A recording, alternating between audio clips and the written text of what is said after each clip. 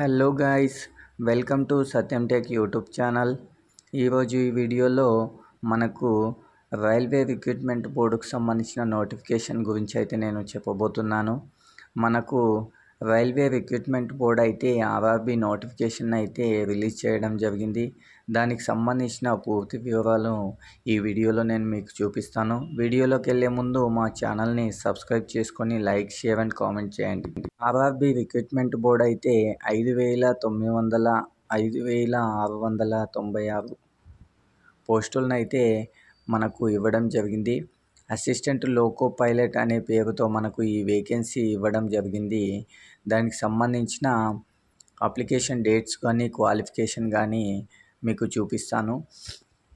ఈ రిక్రూట్మెంట్కి కావాల్సిన సర్టిఫికెట్స్ ఏమేంటంటే అది కూడా మీకు ఈ వీడియోలో చెప్తాను. అప్లికేషన్ ఫీజు వచ్చేసి అందరికీ 500 ఉంటుంది. SC, ST, ex serviceman, female, ట్రాన్స్జెండర్కి, ఎకనామికల్లీ బ్యాక్వర్డ్ క్లాస్కి అయితే 250 ఉంటుంది. ఈ ఫీజు అనేది మనము ఆన్లైన్ అప్లికేషన్ ద్వారా చెల్లించుకోవచ్చు. Next important dates. Starting date వచ్చేసి 20 జనవరి 2024 రోజు స్టార్ట్ అవుతుంది. లాస్ట్ డేటు 19th ఫిబ్రవరి 2024. అప్పటి వరకు మనము అప్లికేషన్ అనేది చేసుకోవచ్చు. ఈ అప్లికేషన్ని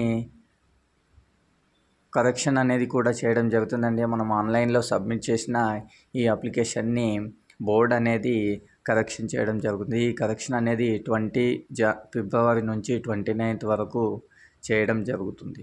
అలాగే ఆర్ఆర్బీ రిక్రూట్మెంట్కి కావాల్సిన ఏజ్ లిమిట్ ఎంత అంటే మినిమం ఏజ్ లిమిట్ 18 years ఉండాలి. మ్యాక్సిమం ఏజ్ లిమిట్ 30 years ఉండాలి. Age relaxation is applicable as per rules. Age relaxation అంటే మనకు గవర్నమెంట్ ఇచ్చిన ఈ ఏజ్ రిలాక్సేషన్ అనేది కూడా అప్లికేబుల్ ఉంటుంది.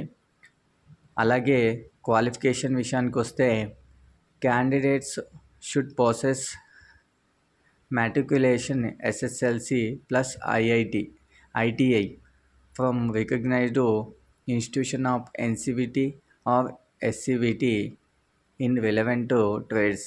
అంటే క్యాండిడేట్స్ ఖచ్చితంగా 10th క్లాసు పాస్ అయి ఉండాలి. అలాగే 10thతో పాటు ITI కూడా పాస్ అయి ఉండాలి.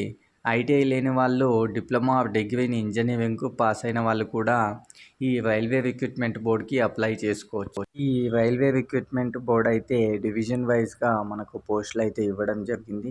మొదటిది అహ్మదాబాద్ 238 పోస్ట్, అజ్మార్ 228 పోస్టులు, బెంగళూరు 473, భోపాల్ 219 + 65, భువనేశ్వర్ వచ్చేసి 280, బిలాస్పూర్ 124 + 1192 పోస్టులు అయితే ఇవ్వడం జరిగింది. Next Chandigarh 66 post, Chennai 148, next Guwahati 62, Jammu and Srinagar 39 పోస్టులు అవైలబుల్లో ఉన్నాయి.